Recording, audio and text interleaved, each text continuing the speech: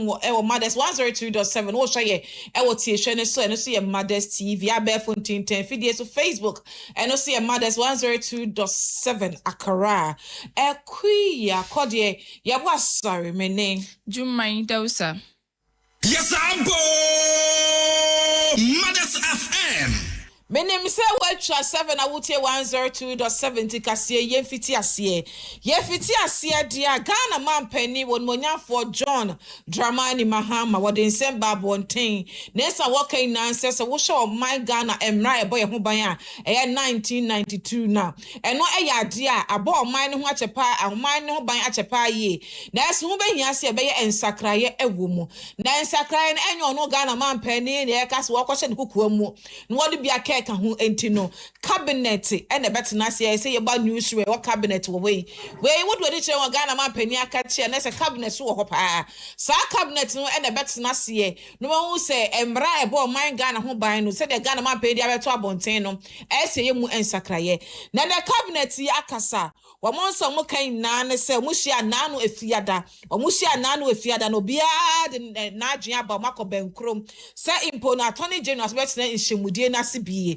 no mo nyina dwenjen ho se Ghana man pani so si ode aba bonten se ye nsakraye ewo mu no ehu behia ana wa wonso mo kan na se so mo tena se na esa de na ya de bebo man Ghana won beji atum no be akakoto Ghana man pani enimu bie mu se na ebe ya wono so behu se sa ensem no a ode ba bonten se ye nsakraye se dia ye bia afim ba ye hyemu kina de ye hyemu kina ne hyemu kina pa eye se na ebe ye bebo atememufo wutie cabinet no nsem kaye no mu a eno ade abra omo ne attorney general hyemudie no na afa so legal team omo nyina abehia no makobenkrom se ne ebe ya ebehu se Ghana man pani na nsem ne su yi a wo ma oman Ghana efa emra a ebe oman Ghana ho ban no ene su ya na sai jimedi ode share cabinet ne sa no omo so ye ne ye. Yes, I'm Mothers FM.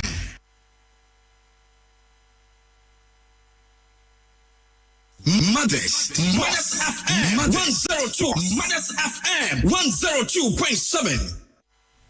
Yazo botu fanso alcohol indrubone ho nsama Narcotics Control Commission pemprenzi wa hwehwema we hunde we nya japaze o ye 73 a ni nyina fadame indrubone nsensem no ho na we Interior Minister ko ekopie mu ho na ho enozo nsam bitu go chede pemprenzi ma wo ye no oyaza no kwando ano no mes mo be ya indrubone ho nsam ni na abotum akofo mo man Ghana mu ha no chene bi no onkwankwa yeda bo achi busy nti oda we na wotum osom na wo boa na mes mo be ya indrubone ho nsam botum akonka no wo oman Ghana fight against narcotics to the ghettos and all the base and the massive traffickers.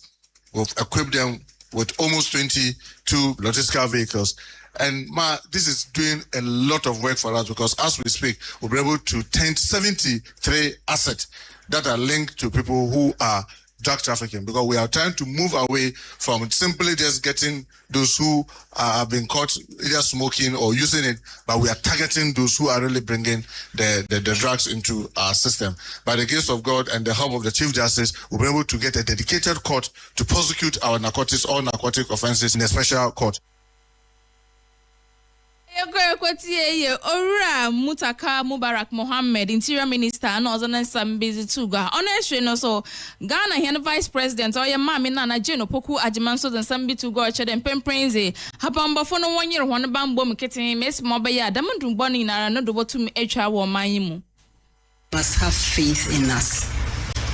They must have so much faith in us that they want to collaborate with us. So we don't exploit people, we don't intimidate people unnecessarily, but we explain the basis of our actions. Eza ye kwekweti ye mami Jane Nana Opoku Ajiman biam so azanan sambi to gwafa insuyir na oyir no ho. Must proceed with public education. We must all understand why this is important, and then we follow with the sanctions and so on.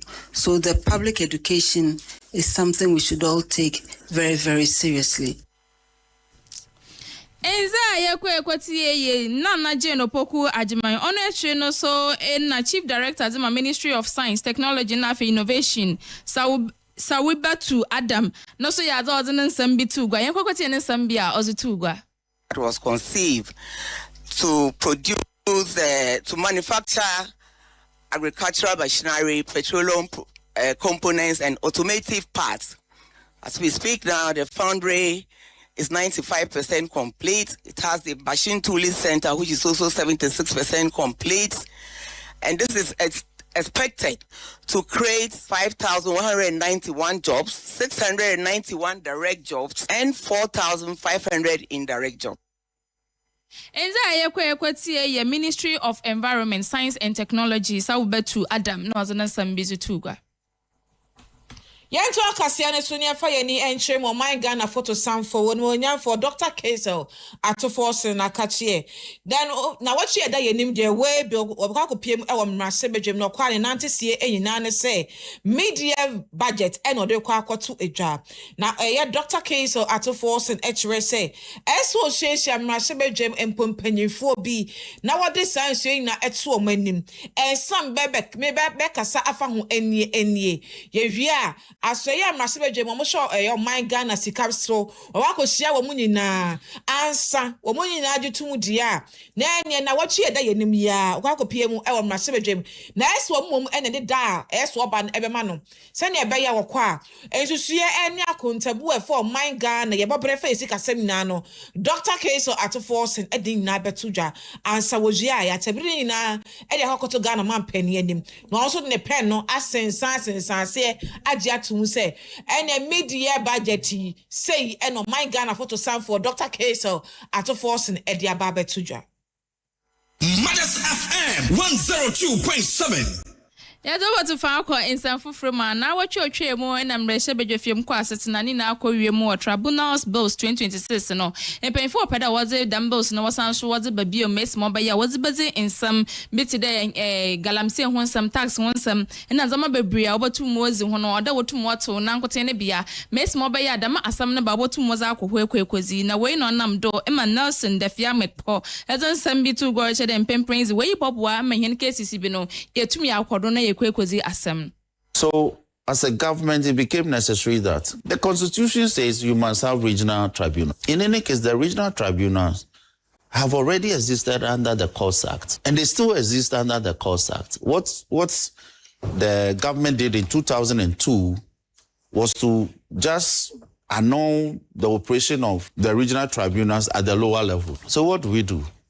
Bring back the regional tribunals and also introduce the tribunals at the district levels, in addition to the district courts, to take care of the sheer volume of cases that are coming before the district courts, and then also the regional high courts as they are cited. So specifically in the bill, you will see that the memorandum speaks eloquently to focusing their operations on some specific offenses emanating from an illegal environmental activity, okay, popularly galamsey. The cry has been that the regular courts are unable to deal with it or to expressly handle the issues, and people are interested in the express delivery of or handling of the matter. Enza ye kweti ye Ora Nelson Defia Mekpo South Day MP in Northern Sambizu Tuga on no so na Naije Bafo wa MPs ma Mensha South na Southern Sambitu go ched Pempraise Tribunal Sibaya obedile when one some came one and Sambia or the wotu motion wakantam no yaza obedile ye ankasa. You observe that some of the things that are being proposed to be dealt with by the tribunals are the least in terms of volume. At the least in terms of volume.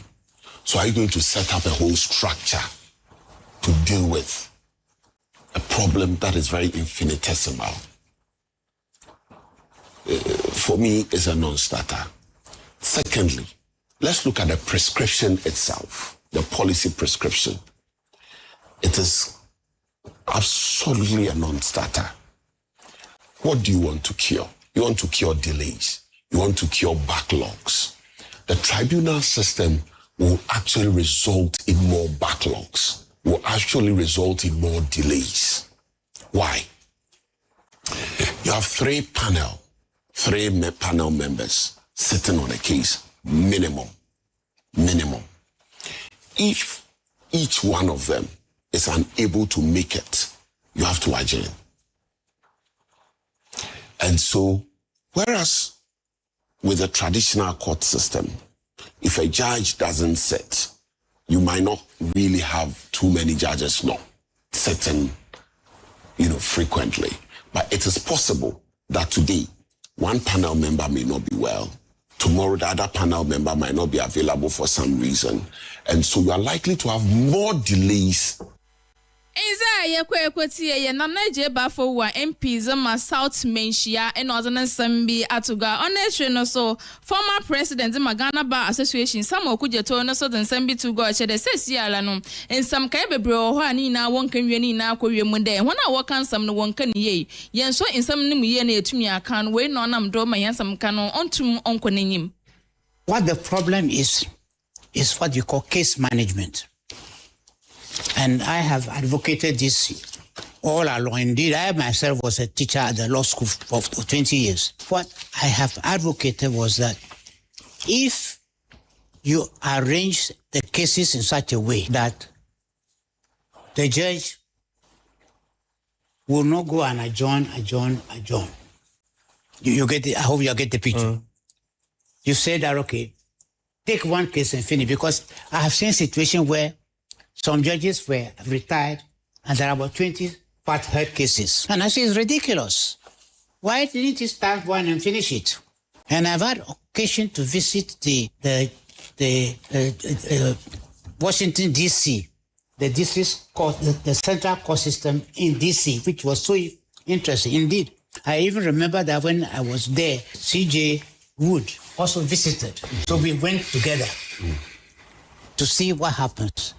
And we see that the supervising judge assigns the cases to the judges. And at the end of the day, you must give results of why you didn't complete. Yes, I'm Mothers FM. Your former president Magana Bar Association Onyonyam for Samuel Kujeto no Southern some busy chato. Yanko and Senfu from where Institute of Economic Research and Public Policy for the Shima Babonting. Won't show what the Babonting in Nana say. Ghana man penny would monya for John Dramani Mahama. Yashafin Pimie no near Jenu enumuna. Ne modern bono. And no aqua could do 5.9 out of 10. Nurse a way hawkra won't yet hey. I won't mind getting her say. Then no more chance so much now Akunyano so in fear bako. And no my yeshimu. Na hwemu no mu ye ni nyina no wa mo fa se eyinama hoden ho infrastructure ye hwe ya kwan ni akwanten pon so governance and na implementation ye do we na gugu akwam social service delivery ni nyina keka ho and administration ni nyina no maba ne tofa na nya sa asan no and et na asid ka committee bo mu on frefre ankran Quantin Crawford, and your busaye, near Busaga, man, Penosha, dear no one, oh, nyeshe. We on nyeshe, to on nyeshe, sanwa. And I'm cake a boom where, and you're 4.9 out of 10. Now, so where they are so I got you and going F. Enquiry. Just a was in such an kanya suku ponko. A BC swa and Gasukun to us way, when you're being called. Nasa and Semin Tremwin, and the executive director of that saying, and Professor Isaac Baidu, one of the Enchemu say, Abadae. The team of IRPP scored this administration 4.9% as against 10 for the year under review 2025. We identified 5 key areas that actually brought the number down. One main area happening to be the infrastructure. With the government, we know that the government has failed to spend on infrastructure. And spending of this administration, per the figure we gave you, capital expenditure stood at 0.99% in 2025. Industry, manufacturing, social delivery, and the governance commitments. 5, and energy. These areas actually brought the number of the max we score to 4.9. We identified two key broad areas. One happened at Sena and one happened to be for domestic risk. For domestic risk, the government must watch expenditure, must watch the spending and revenues as well. Must also watch energy issues that we have in our country, infrastructure as well. Then in terms of Sena, we also stated that all the micro indicators, the successes chalked by this administration, came as a result of external contributions. One, the cocoa prices, the oil, and then the other indicator that we also mentioned. And yeah, Professor Isaac Bwedi, one and Executive Director, Emma Institute of Economic Research and Public Policy. One also che mo na se Ghana man pen mo de money de we ho we nya F and social no control ye dia 4.9% no 10 we nya 5 okra nti we nya F e wa fimpim mienu ni aduanu edum. Yes, over to Fanso Ekopie Moa, Asante Manto, my union, and I say be away to them. Now, we know Namdo, a Ghana Federation of Disability Organization. And so I wouldn't some be at to go watch it. They say, Sierra, baby, I Watson and Wanakachino or Yaza on 1 year crown, one down one sun seminal or Yaza on Koye, we know Namdo, Emma, or raising some to go to the pay crazy. Kumasa for ye, Metropolitan Assembly for Aquacoin support with this 57 support and was ama when I said you one who ake dream no when I said you want to pimpim to them is me yakoya bano or yaza say Sierra no wakoya one and bobe bre wasn't somebody to go watch it say Sierra no one na some no one's maybe what actually papa panting pain for share no by a crayon farm miss more by ya when I want so another union na ways them so there be a robert wenya and what so is I when you meza was the another bibi biara warrior war honum.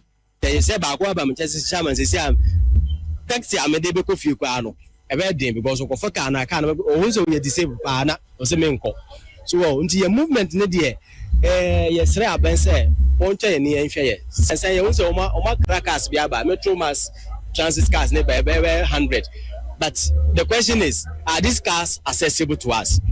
Even to talk of the buildings, a lot of buildings are not accessible.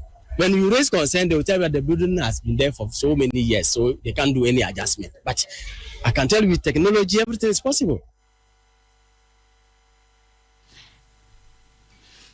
Enza ye Ora Francis Larry ono ye chairman of Ghana Federation of Disability Organization or the Nsambituga on so ena Kumasi Mayor Richard Ajiman Bwedi Ofori no so don Sambituga cheden pempen when I was a can da me nyamani na rebino one share no one use ni ye mes mobaya no so botum aboa wandada ejumeza wozi sika e de ma na emodu kaka nka so deebojo bi gba Emma unko sese ena mfide de mom so me hwe nim se enya ade a ompa akoton na omudi bedi djuma be ma omunsa akọ se de mom etimi ma yesu so papa dia enu be se ma panyin krai ama wetimi ama ibebre ama ye de ama woni a sinto wo mo ye be se awofo no se be ma sinto obi won ema no enka dem we yes obi ade so ma wa awoforo wa ya ma busia